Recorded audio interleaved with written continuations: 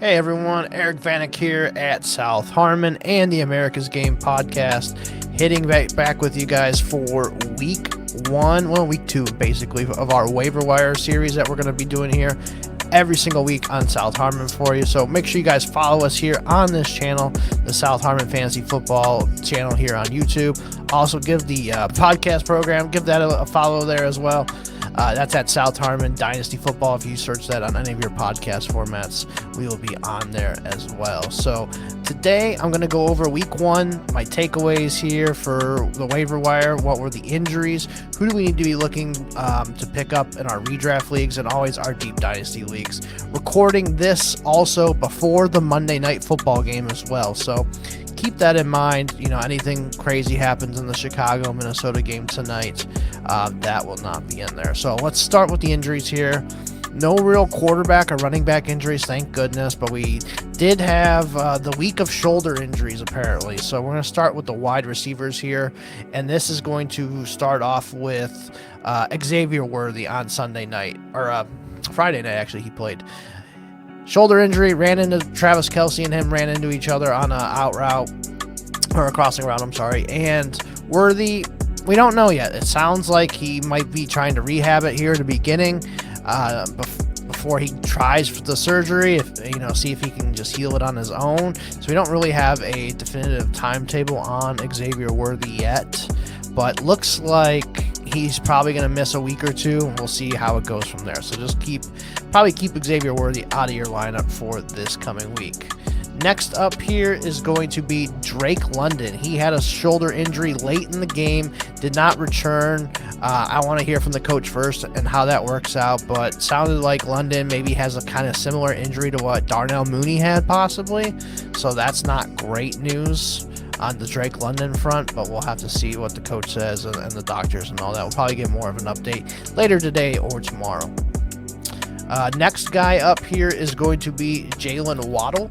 And with Jalen Waddle, he had a shoulder injury. He left and came back in, though. So I just want to monitor his status. I did see Jalen Waddle kind of like hanging his shoulder. He did leave, came back into the game and all that. So it sounds like he's going to be okay. But I just want to put it on the radar for everybody. If you see like, oh, he's not practicing week, Thursday and Friday or whatnot. And, just want to keep that out there. And then the last shoulder injury was Juwan Jennings. So, with Juwan Jennings, he suffered that shoulder injury in the fourth quarter and didn't return. So that's another guy we're going to have to monitor with a shoulder injury. And the 49ers guys are just dropping like flies right now. Let's go over to the tight end position and Brock Bowers. So with Brock Bowers, he suffered a knee injury in the fourth quarter, didn't return. Sounded like he may have just banged knees with somebody I was hearing on another podcast. Don't know how true that is, but if that is true, probably a good case scenario. It's not like a non-contact knee injury or anything for Brock Bowers, but he was having a hell of a game before he did leave that game. So hopefully we get Brock Bowers this week and there's nothing too crazy there. Next guy up here is going to be Evan Ingram. So with Evan Ingram, he suffered a calf injury in the fourth quarter, tried to return but couldn't, and it was a close game. So I am a little bit concerned here about Evan Ingram. I'm going to have to monitor him throughout the week here with hopefully Sean Payton gives us a little bit of an update. But yeah, with Evan Ingram, calf injury, this guy is notorious for fucking injuries, it seems like. So we're going to have to wait and see on him. And then last but not least, another guy notorious for injuries, and that is George Kittle. He suffered a hamstring injury in the second quarter and did not return. We're going to have to monitor his status. Kittle guts these out sometimes, which is really nice, but I think we're going to probably miss Kittle for a week or two, especially this early in the season. 49ers snuck out a win on Sunday too, so they might be a team that's okay resting him, especially they play the Saints this week. They probably don't need George Kittle to beat the Saints. So I would personally expect to be without George Kittle this coming week. All right, let's get into the redraft waiver wires and who I would want to pick up this week. So we're going to start at the quarterback position here, and that is going to be Geno Smith. Geno Smith had a hell of a game. If you've been listening to me on America's Game or the waiver wire shows I've done or any of these shows, I've been talking up Geno Smith like we've been talking up Brock Bowers. We've been talking up Ashton Genty. Jacoby Myers has been a hot guy. He's got a rookie receiver everybody likes in Dante Thornton. Then why are we not high on Geno? Well, guess what? Geno comes in and dices up the Patriots for 360 yards. I think he had something crazy like that. Geno Smith is somebody that we're going to want here for fantasy and probably keep him all year in redraft. So if you had a shitty quarterback week 1 or 2 and you need somebody there, I think Geno Smith's a perfect guy that you could ride for the rest of the year. So that is definitely somebody I'm going to prioritize to pick up. Next guy up is going to be Trevor Lawrence, who goes up against the Cincinnati Bengals this week. And, the Bengals secondary has been pretty piss poor. Joe Flacco just threw for 290 on them. Should have been a ton more. Let's Browns game at all, please. But yeah, Trevor Lawrence should be really, really solid this week against this Bengals secondary. I like Trevor Lawrence if you need a guy that's to start for you this week. That's a good one. Next one up is going to be Michael Penix. So Michael Penix absolutely was awesome on week 1. Penix is somebody that, man, he just throwing darts, he's running a little bit too, which is really nice. I like that from Michael Penix. This is a tougher matchup against Minnesota. I also would prefer if he had Drake London in there too, but I think Michael Penix is somebody that we could use for the rest of the year, and I'm glad that I got him as a backup in a ton of my FFPC leagues because I think this guy's going to be really, really good. I mean, he's been throwing the ball well ever since he's been starting, so I like him a lot. And then last but not least, the other rookie quarterback from this year, actually, the first overall pick, Cam Ward, had a hell of a game. His guys dropped some balls, going up against the best defense in the league that some think. He was pretty damn good for Cam Ward. I mean, he's got another tough matchup this week against the Rams, but I think Cam Ward's pretty damn special, and I think he's going to make some of these players on his team a lot better than what they look. So, yeah, sign me up for some Cam Ward. That's kind of like Michael Penix, another guy that I think is going to be somebody that we want to keep around all season long as well. Dynasty quarterbacks, only have a couple for you this week, and might as well just get into both of them real quick here. Zach Wilson and Jaxson Dart. So Zach Wilson, just kind of Tua gonna get killed, Tua not looking great, Tyreek and him fighting, whatever it is. Zach Wilson already got in there in week 1, so it's bound to happen here at some point. If Zach Wilson's on the waiver wire, go ahead, pick him up. And then lastly is going to be Jaxson Dart. So Jaxson Dart's probably not available in any of your leagues. I understand that, but I think it's sooner rather than later on Jaxson Dart, as soon as maybe the second half of this coming game.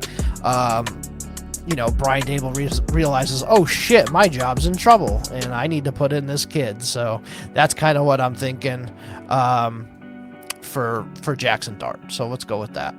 All right. Dynasty redraft running backs. Let's start there. So our first one is going to be Kareem Hunt for the Kansas City Chiefs. And why do I say Kareem Hunt? Well, it's because Isaiah Pacheco was not very good. Kareem Hunt played on a lot of the downs that we care about.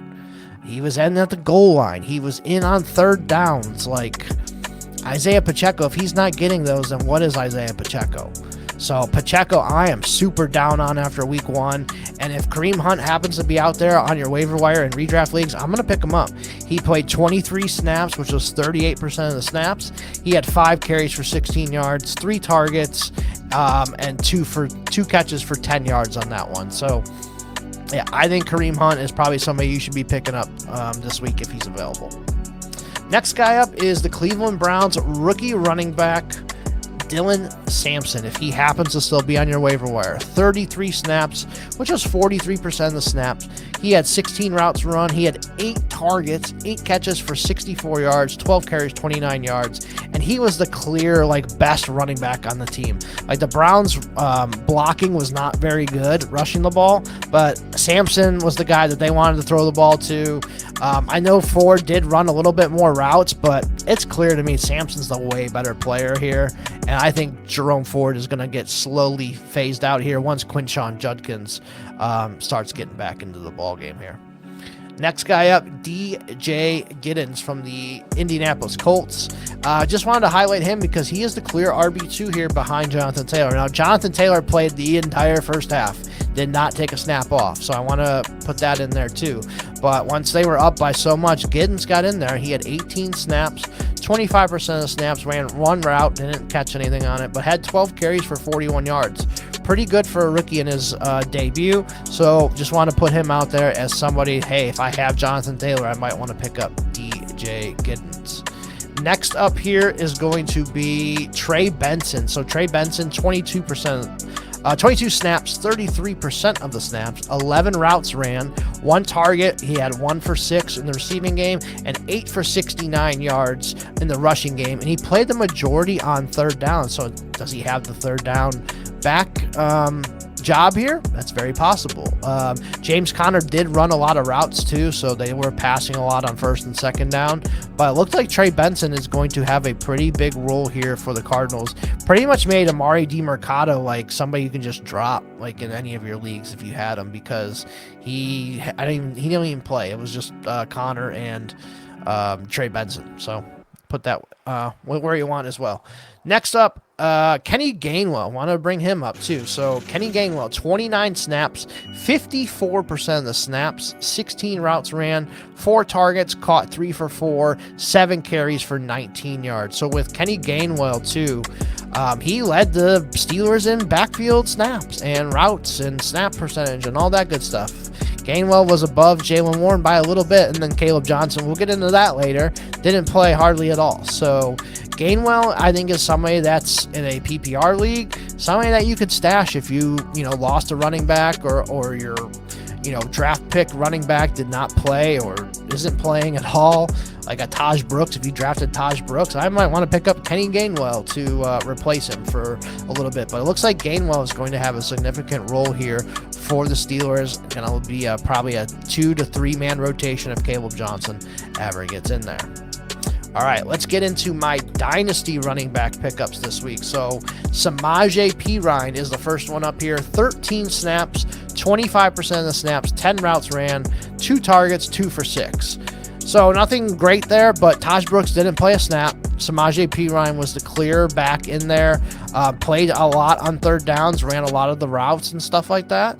So Samjae Perine is going to be somebody that is going to be used here by the Bengals quite a bit this year as their RB2. Next guy up, which a little surprising to me, which was LeQuint Allen of the Jacksonville Jaguars. So 9 snaps, not a lot, but 14% of the snaps. He ran 6 routes on those 9 snaps, had 1 target, 1 catch for 4 yards, 1 carry for 7 yards. And I seen him early on, like ETN was doing good, and then like LeQuint Allen came in early on to play on the third downs over Bayshal Tootin. He played more snaps than Bayshal Tootin.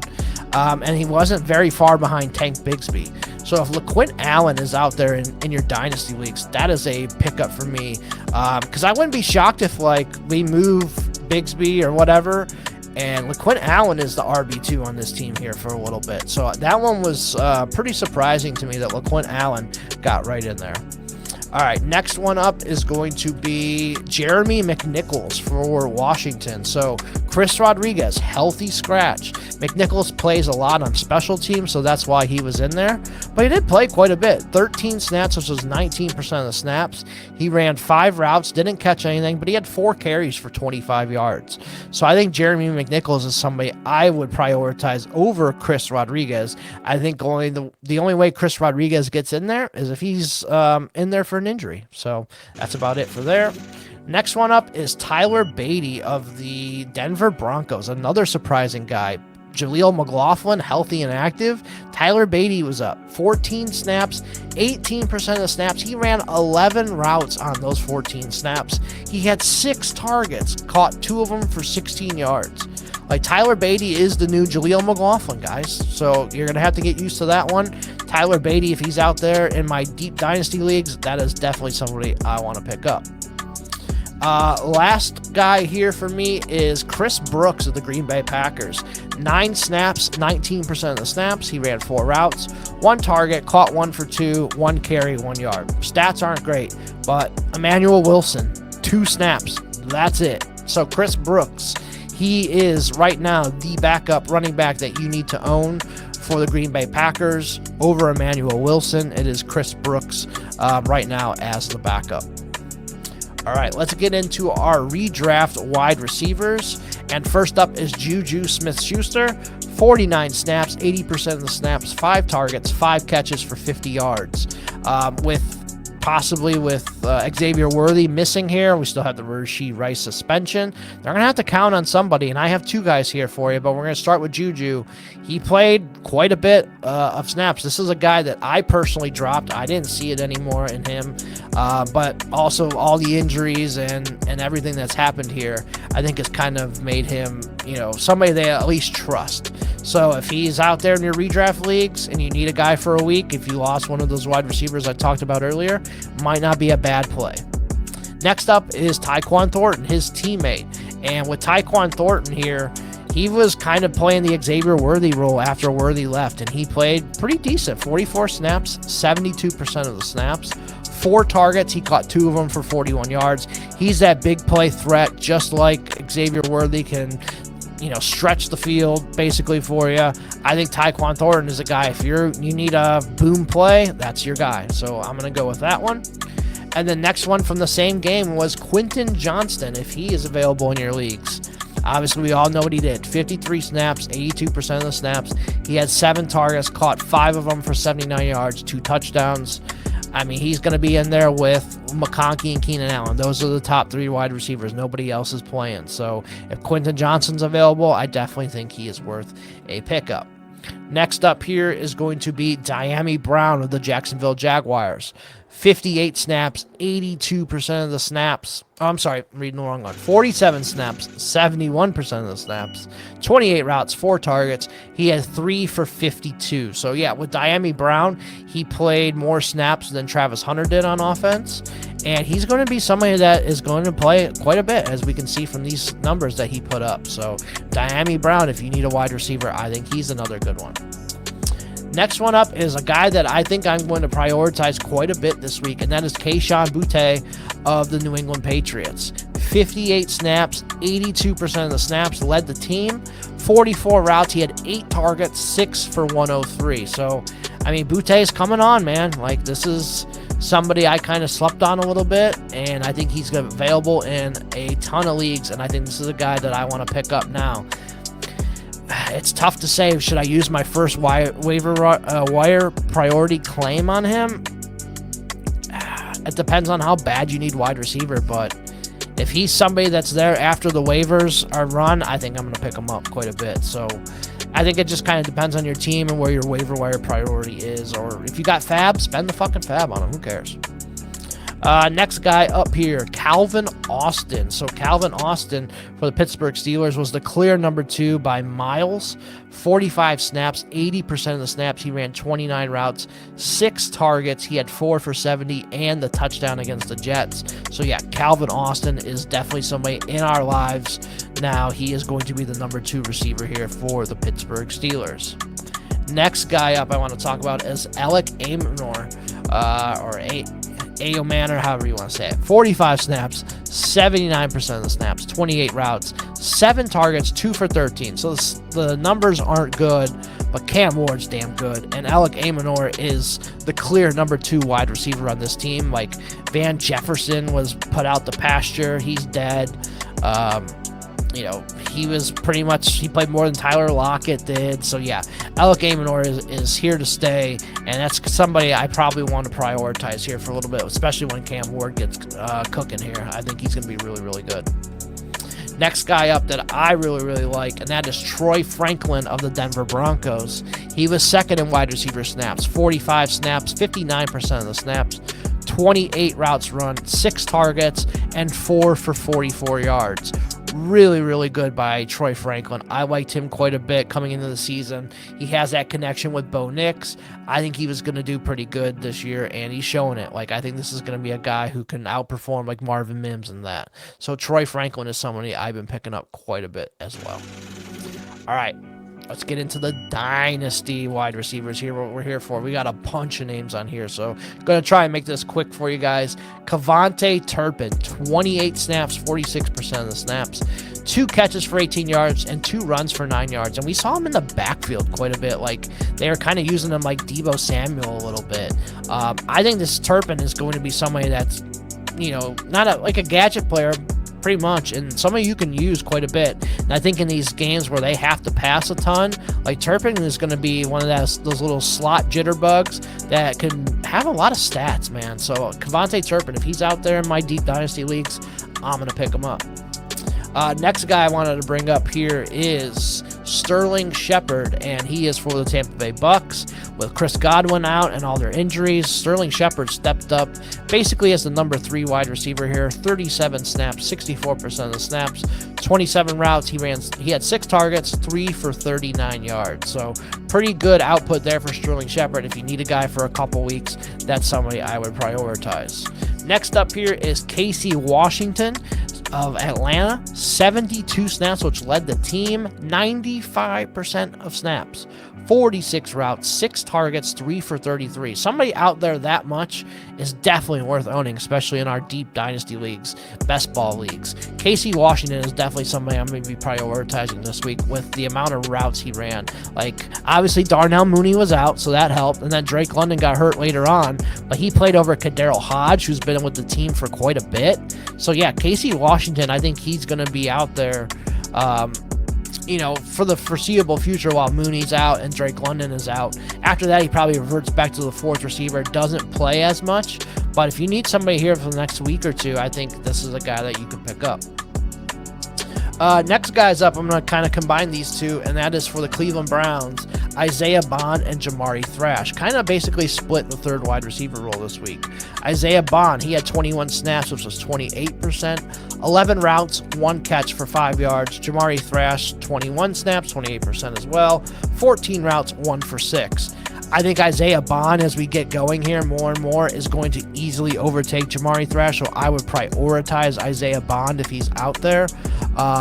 But yeah, these guys are going to be kind of mixing in and out. I wish they would have used Isaiah Bond a little bit more yesterday. We didn't see a whole lot from him. We saw him on a RPO type play, and he got it a swing route to the outside real quick. So hopefully they use Isaiah Bond down the field more with Joe Flacco's on. Next guy up here I wanted to bring up is Malik Washington of the Miami Dolphins. So 28 snaps, 58% of the snaps, 26 routes run, 5 targets, 2 for 20. He was the number 3 wide receiver here for Miami, and we've seen Waddle get hurt. Tyreek does get banged up here too. Like, Malik Washington is 1 injury away from being the top 2 target on this team. So they really don't use the tight ends because their tight ends are pretty poopy right now. And I think Malik Washington is somebody, if he's available, I want to add him to my teams. Next up here is going to be Hunter Renfrow of the Carolina Panthers. So 42 snaps, 66% of the snaps, 33 routes, 6 targets, and 2 for 11 there from Hunter Renfrow. And with Renfrow, man, like, I think this is a guy that they really liked. They hated cutting him, but I think they had a plan to bring him back with some of the injuries and stuff. But he came back, pretty much was their slot receiver the entire game. So yeah, Hunter Renfrow, if he's available, I want him. Next guy up here is going to be Mack Hollins. So 38 snaps, 56% of the snaps, 21 routes, 2 targets, 1 for 3. If Mack Hollins is going to be a thorn in the side, like, he's their 4th receiver, but he's going to play quite a bit. Like, he is a really good blocker, good professional wide receiver. So for somebody that's going to be out there, he's going to fall into a touchdown or 2 at some point. I'm going to go ahead and pick him up on my deep best ball teams and, just put him on there. Next guy up here is Zay Jones of the Arizona Cardinals. 31 snaps, 47% of the snaps, 20 routes, only 1 target, 1 for 4. But he was the clear 3rd wide receiver, put Greg Dortch out to pasture. So yeah, Zay Jones is the 3rd wide receiver there for the Cardinals that you want to own if that's in the position you really want to own right now. Next up here is going to be Brandin Cooks of the New Orleans Saints. So he played 57 snaps, 76% of the snaps. He ran 42 routes, 4 targets, 3 for 26. I mean, this is easy. The Saints are going to be down quite a bit, a lot, and their receivers, Olave, Shaheed, Cooks, they're going to eat. And, Olave could get banged up here like he has the last couple years. Shaheed's coming off an ACL. They really don't have too many guys left, so Cooks could be somebody that in your best ball lineups could be pretty decent. Let's go over to the New York Jets. Their 3rd wide receiver was Tyler Johnson, 33 snaps, 52% of the snaps. He only had 14 routes, 2 targets, 2 for 31 on those. So he did pretty good with that. So this is a guy, I don't want you to get discouraged. Like, he might get cut and then brought back from the practice squad, go up and down, just because of how his contract is structured. But looks like they're just going to elevate him on game days, and Tyler Johnson's going to be the third receiver. Allen Lazard was inactive. I think he's better than Allen Lazard at this point, honestly. So Tyler Johnson, definitely somebody I want to pick up. If I have like an Allen Lazard tight end, I want to get rid of him. Let's go to the next guy here, Jaylin Lane for the Washington Commanders. 21 snaps, 30% of the snaps, 12 routes run, 2 targets, 1 for 11. And I wanted to highlight him because he played just a little bit below Noah Brown. And I think as the season goes on, Jaylin Lane is just going to be better than Noah Brown. So Jaylin Lane is somebody I definitely want to prioritize for a rookie, playing 21 snaps and running 12 routes with the first team offense. In your week 1 debut, I think that shows that they trust Jaylin Lane quite a bit. So I want to pick him up if he is out there. Next guys are the San Francisco guys. I want to combine them together. So Russell Gage and MVS. 28 snaps for Gage, 37%, 19 routes, didn't do anything with him. MVS, 27 snaps, 36%, 15 routes, didn't do anything with him. But hey, if Juwan Jennings is going to miss, George Kittle's going to miss, these guys, they don't have anybody else to throw to, guys. So Gage and MVS are probably going to have to be pickups for you this week if you need them. Next guy up I want to bring up is Kalif Raymond. So with Kalif Raymond, Detroit Lions, 44 snaps, 66% of the snaps, 33 routes run, 3 targets, 2 for 16. Played way over Isaac Tesla. I know Tesla caught that beautiful ball. One-handed catch was a sick catch. But Kalif Raymond is the guy right now. They trust him.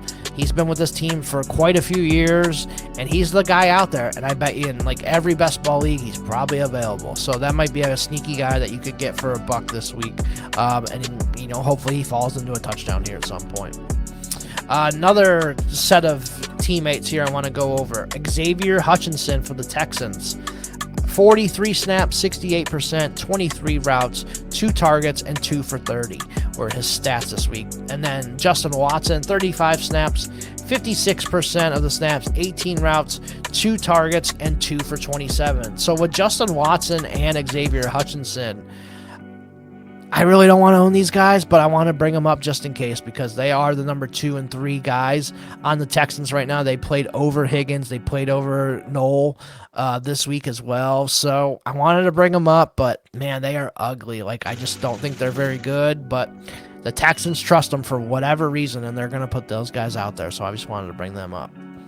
And then the last dynasty wide receiver here that I got for you guys is going to be Tyrell Shavers of Buffalo. So he was their number 4 wide receiver last night. 17 snaps, 20% of the snaps, 5 routes, didn't catch anything. But their 3 main wide receivers, Keon Coleman, Khalil Shakir, and Josh Palmer played a ton. And Shavers played over Elijah Moore. Curtis Samuel was inactive. So yeah, Shavers is the wide receiver 4 here, and I think if there's an injury, Shavers is the one that's going to go in there. So I think Shavers is a very, very sneaky pickup this week for you. All right, let's get into the redraft tight ends here. So the first one up here is going to be Noah Fant. So with Noah Fant this week, 26 snaps, 50% of the snaps, 14 routes, 5 targets, 4 for 26, and he caught the touchdown. He played quite a bit over Mike Gesicki. Like, Gesicki was in there, but this Bengals team uses 4 tight ends, a lot for blocking. But as far as the routes run and snaps and all that, Noah Fant was the top guy. So don't go blowing all your fab on Noah Fant, but if you can get him for $5-6, I don't mind that and kind of see what happens here. We have seen Joe Burrow work some magic with some tight ends in the past. All right, next guy up here is Brenton Strange, if he's available. 52 snaps, 79% of snaps, 24 routes, 4 targets, and 4 for 59. I want a tight end that's going to be out there almost 80% of my snaps, and that's what Brenton Strange is doing. And this is a upcoming offense. We saw what Cade Otton did with Liam Cohen last year. I think Brenton Strange could do something pretty big too. So if your tight end was George Kittle and you need somebody, or your other tight end just wasn't very good this week, Brenton Strange could be somebody that you could depend depend on for the rest of the season. Another guy I think you can maybe depend on for the rest of the season, and that's somebody, if you listen to me this week, Juwan Johnson. 74 snaps, 99% of snaps, guys. 47 routes, 11 targets, 8 for 76. So obviously led the Saints in pretty much every category there. And he is somebody that they trust. They don't have any other tight ends. They're all hurt. Their other, wide receivers are okay, but Juwan Johnson was the man here. So Juwan Johnson, very, very sneaky pickup this week if you really need a tight end. Somebody that's going to be out there for 99% of the snaps I want. Just hope he stays healthy. That's the big thing, because Juwan Johnson has had some injuries in the past. Next guy I want to bring up is A.J. Barner of the Seahawks. 44 snaps, 85% of the snaps. 19 routes, 2 targets, 1 catch for 0 yards. Just want to bring up A.J. Barner because of how many snaps he did play. Played way over Elijah Arroyo and Eric Saubert and all these guys. They trust A.J. Barner here. So if you need a deep tight end stash, A.J. Barner is your guy. All right, dynasty tight ends. So let's get into these guys real quick here. And that's going to be Grant Calcaterra. 37 snaps, 59% of the snaps. No stats, but he played a lot. So I just want to bring Grant Calcaterra up as somebody who played quite a bit yesterday. Didn't have any stats from Thursday's game, but somebody you want to monitor. Let's get into the Chargers tight ends here. So Dissly and Conklin. So Will Dissly, 37 snaps, 57%. He had 1 for 18. Conklin played 28 snaps, 43%, 2 for 50. So looks like we're going to have a full-blown committee here with the tight end spot. And that doesn't even count Oronde Gadsden, who was inactive for them on Friday night. So Dissly, Conklin kind of split snaps here. Next guy up here is going to be Tanner Connor and Julian Hill from the Dolphins. So with Darren Waller out, dealing with a hip injury, Connor, 28 snaps, 58%, 20 routes, 4 targets, 2 for 20. Julian Hill, 28 snaps as well, 58%, 14 routes, but didn't have any catches or anything. So Tanner Connor is going to be the guy that I want here. It looks like he is more the receiving tight end, and Julian Hill is going to be the blocker here. So Tanner Connor, while Darren Waller's out, if you need to own one of these tight ends, that's going to be the one. All right, next guy up is going to be Jake Tongs, the guy nobody ever heard of until this week. 30 snaps, 39% of the snaps, 16 routes, 3 targets, 3 for 15, and a touchdown. So if George Kittle misses a week or two here, I think this is the receiving tight end that I want for the 49ers. They also have Luke Farrell, but he's pretty much one of the best blocking tight ends in the league. And I think Tongs is going to be the guy that is going to be out there catching the passes. So Jake Tongs is somebody that you might want to pick up. Next guy I want to bring up here is going to be Cade Stover. So Cade Stover, 36 snaps, 57% of the snaps. He had 12 routes, 4 targets, and 4 catches for 22 yards. So with Cade Stover, he played more snaps than Dalton Schultz did. Schultz did have more routes run and all that stuff. I think Schultz is kind of more the guy they trust in the receiving game. But Stover's going to play quite a bit here, and he played more snaps than Schultz did. So expect Stover to maybe overtake Dalton Schultz here at some point this year. Next guy I want to bring up is going to be Charlie Kolar of the Baltimore Ravens. 31 snaps, 61% of snaps, 9 routes, no targets, so no stats. But Mark Andrews only had 1 target. Didn't play a whole lot either. I mean, he played a little bit more than Charlie Kolar, but not by much. What happens when Isaiah Likely comes back? I think we're in the same boat we were with Andrews last year. Does he get hot again towards the end of the season? Maybe, but man, things are not looking good for Mark Andrews right now. So if that is a guy you have, I wouldn't mind selling him, trading him. He might even get traded in real life too. Like, I think Charlie Kolar and Isaiah Likely could be the guys here. So deep stash there is Charlie Kolar. And then last here, the what the fuck are we doing here, man segment. So I want to bring up some of the stuff here that I saw. I'm like, what the hell are we doing here, man? So Caleb Johnson, 2 fucking snaps. Like, what are we doing there, Pittsburgh? Like, you drafted this kid in 3rd round. You talked him up all off season, and he gets 2 snaps in a game where you struggled to run the ball. Like, what are we doing here? Like, Caleb Johnson's going to have to get in there at some point here and help them out. The Giants, they only used 3 wide receivers all game long. Like, I think Jalen Hyatt might have been inactive, if I remember correctly. They had Mack Hollins. He played like 2 snaps. That was it. Like, all they used was these 3 wide receivers. So, Giants got to figure something out there before Jaxson Dart gets in there. Ben Sinnott didn't run a fucking route at all. He played 8 snaps and didn't run a route. Like, what are we doing here with Ben Sinnott? Like, I was hoping for a little bit of more second-year bump here, but it's not looking very good for Ben Sinnott. I might have to drop him in some leagues that I'm crunched for roster spots, to be honest with you. Packers wide receiver rotation needs to fucking go away already. Like, we have 5 guys splitting the receiver work like usual. Like, we need to get Golden out there, Dobbs, Reed. Do we really have to throw Dontavian Wicks out there? So I think it's something we're going to have to live with all year, but hopefully Matthew Golden can overtake these guys here at some point soon. The Texans, like, what the fuck? I don't need to see more of Justin Watson and Xavier Hutchinson. Put the young kids in. Let me see Higgins. Let me see Noel. I don't want to see Justin Watson and Xavier Hutchinson any more than I already have to.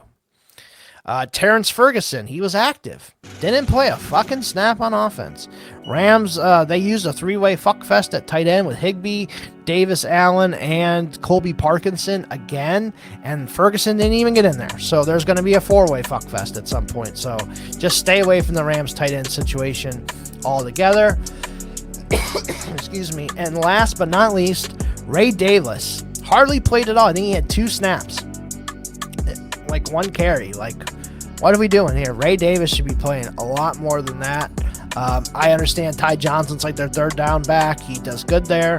James Cook played really, really well last night, but come on, like, Ray Davis is pretty damn talented too. We need to get him in there as well. So that is it for my What the Fuck Are We Doing Here, man segment. Little long this week. It should be shorter as we go throughout the season, but there's a lot of information to get to you guys this week. So hopefully you enjoyed it. Hopefully week 2 on the waiver wire, you guys can kill it and we can really get this thing pumping and going here. So appreciate everybody. At Eric Vanek on X, at America's Game Pod on X as well. Make sure you like and subscribe to this channel here. Make sure on our Dynasty podcast feed, you've subscribed there as well. You get all our podcasts that are jumping on there.